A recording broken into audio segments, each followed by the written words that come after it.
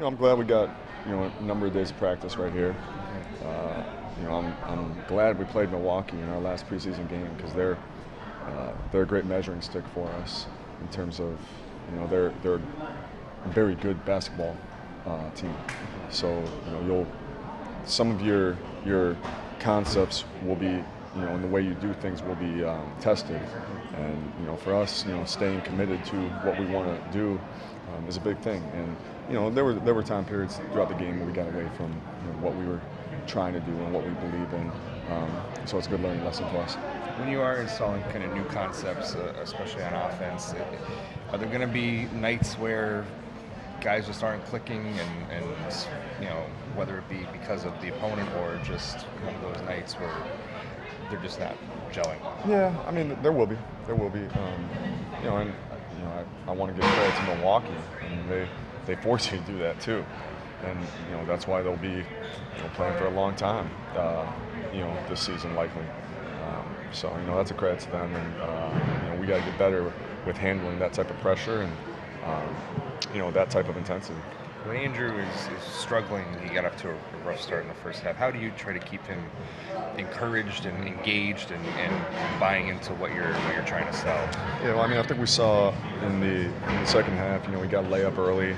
He was able to get a couple long-range shots to go. So it's just like that. It's trying to find that growth and handle not being overcome by what the events were leading up to the current moment. Cub had another 11 rebounds tonight. Should we be expecting double-digit rebounds for him on a nightly basis? Or? Yeah, I don't know if I want to put that pressure on Cub, because it was a game where Cat didn't have, he had 4 rebounds. Yeah. Cat's he'll get his rebounds. So when he gets his rebounds, that means there will be less for the rest of the guys. Yeah. Is that a big function of Covington playing the 4? That he's just in position to get these things? Yeah, we need all hands on deck if we're going to play smaller. If we want to play faster, if we're going to spread the floor. And Cub being technically a power forward, I guess, if we don't want to talk about positions, but if that's what people are slotting him as, we always want that contribution, but it's got to come from everybody, from the wings and then the guards, especially against a team like Milwaukee. The guards got to come down for engaged rebounds with their length inside. How are you approaching this season when it comes to development on one side and trying to win more games this year than last year? Compete every day and not skip steps at any day, and looking for growth every day. And if you take care, we talk about it a lot. If you take care of today, tomorrow, the next day, and the following day, and years from now, will take care of itself. So that's our mindset. Are there any things you trade off when you're trying to develop guys, and whether it's rotations or lineups or style of play or play calling, anything that gets in the way of winning? No, I mean we're out there to compete for wins every game. I mean that's bottom line. That's what it is. We're a group that's not going to skip steps. So when it comes to making sure our guys are doing the right thing, so that means our staff and everyone teaching. But hey, I don't look at things and put seasons in certain categories. I mean we're all professionals here. I saw some quotes from Karl where it sounded very feisty about we're going to prove people wrong, we're going to show people they're underestimating this team, kind of stuff. Yeah. Do you like that? Or do you have to caution him not to get out in front of himself in terms of what the team's capabilities are? No, and I don't. I saw what he said, and I don't think he guaranteed anything, or he set lofty expectations for everyone. He was very honest in the sense of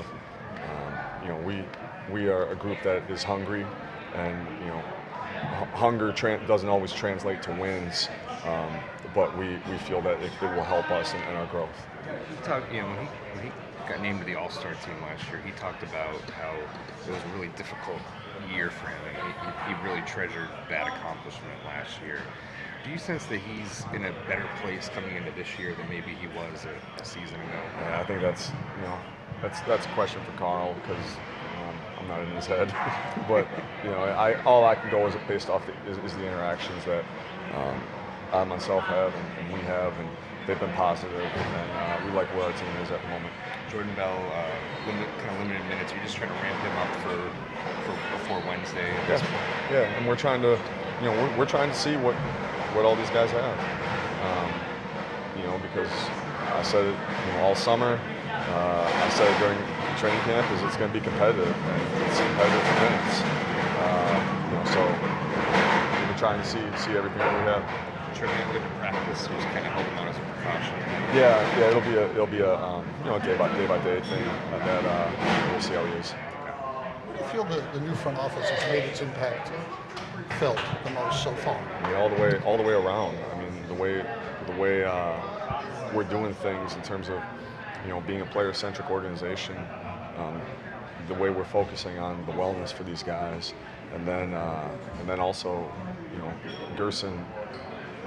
One of the nice things, and I say Gerson, but it's the whole front office. But you know, we share the same vision, and he actually challenges me to take it to another level when it comes to, you know, what we believe in, you know, pace of play, style of play. So it's been seamless. Thanks. Thanks, guys.